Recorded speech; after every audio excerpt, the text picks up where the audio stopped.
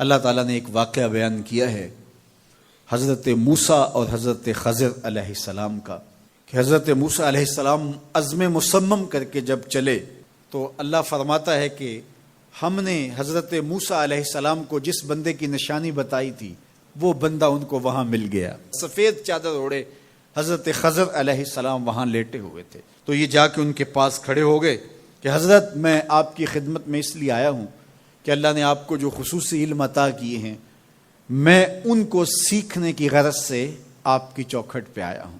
کہا تم میرے ساتھ صبر نہیں کر پاؤ گے، معاملے مشکل ہیں، سفر دشوار ہے، منزل کٹھن ہے، اور میرے معاملات ایسے ہیں کہ تم اعتراض کرو گے اس کے بغیر تم رہ نہیں سکتے۔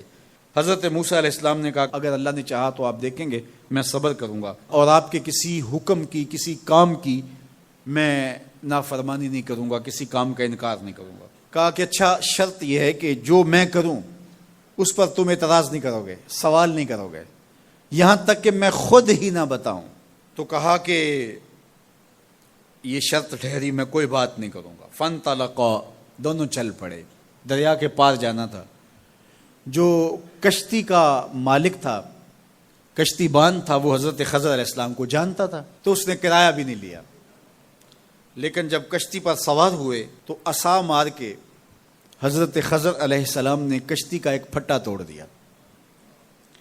تو بے ساختہ حضرت موسیٰ علیہ السلام نے کہا آپ نے پھٹا توڑ دیا، یہ سارے ڈوب جائیں؟ کہا میں نے کہا تھا نا تم میرے کاموں پہ صبر نہیں کر پاؤ گے۔ تو حضرت موسیٰ کو یاد آیا، کہا میں بھول گیا تھا، اس پر مواخذہ نہ کیجیے۔ پھر دونوں چل پڑے، بچے کھیل رہے تھے، ایک خوبصورت لڑکا وہ بھی بچوں میں کھیل رہا تھا۔ حضرت خضر آگے بڑھے اور اس کی گردن مروڑ دی، اس کو قتل کر دیا۔ صاحب شریعت تھے حضرت موسیٰ علیہ السلام، نہ رہ سکے، پھر بول پڑے ایک جان کو بغیر کسی جان کے بدلے میں قتل کر دیا، اس نے گوایا کیا تھا ہمارا؟ آپ نے بہت ہی جو ہے وہ غلط کام کیا، یہ کام اچھا نہیں کیا آپ نے۔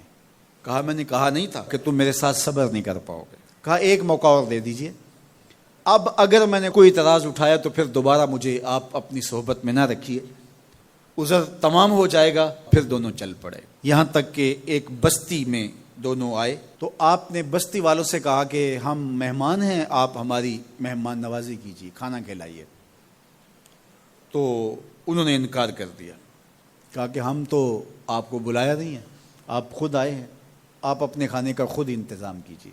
گزر رہے تھے گلی سے تو ایک دیوار گرنا چاہ رہی تھی، تو جلدی سے اس دیوار کو مرمت کر دیا۔ کہا حضرت ہم اگر چاہتے تو اس پہ اجر لے سکتے تھے، انہوں نے ہمیں کھانا تک نہیں دیا اور ہم ان کی دیواریں سیدھی کر رہے ہیں۔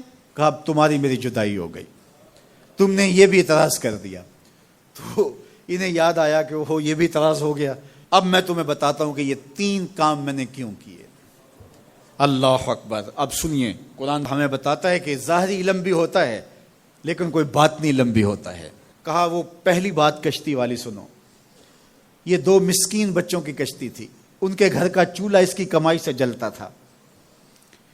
دریا کنارے کنارے ایک ظالم بادشاہ رہا تھا جو لوگوں کی کشتیاں چھین رہا تھا، ہم نے تھوڑا سا عیب لگا دیا، وہ ٹوٹی کشتی چھوڑ کے چلا گیا۔ اب وہ تھوڑے سے پیسے لگا کے کشتی مرمت کرا لیں گے، گھر کا چولہا جلتا رہے گا، بتاؤ اچھا کیا یا برا کیا؟ کہا رہی بات اس بچے کی جس کو ہم نے قتل کیا، اس کے ماں باپ مومن تھے، نیک تھے، صالح تھے، بچے نے بڑا ہو کے بہت برا ہونا تھا، ہم نے اس کو قتل کر دیا، اللہ اس کے بدلے ان کو بہتر اولاد دے گا۔ علماء تفسیر نے لکھا ہے اس بچے کے بدلے میں اللہ نے ان والدین کو ایک بیٹی عطا کی جس کی نسل سے 70 نبی پیدا ہوئے۔ دیوار کی کہانی بھی سن لیجئے، یہ شہر کے 2 یتیم بچوں کی دیوار تھی اور اس کے نیچے ان کا خزانہ تھا اور ان کا باپ بڑا نیک تھا۔ خزانہ دیوار کے نیچے ہے، دیوار گرنا چاہ رہی ہے، کسی معمولی دھکے سے گر جاتی۔ 2 ہی صورتیں تھیں، یا وہ بچے خود اپنا خزانہ اٹھا لیتے یا لوگ اٹھا کے لے جاتے۔ لوگ اٹھا کے لے جاتے پھر بھی ہاتھ میں کچھ نہ آیا، اور اگر وہ خود اٹھا لیتے تو بچے ہیں، بچپنے کی وجہ سے وہ اس کو اڑا دیتے۔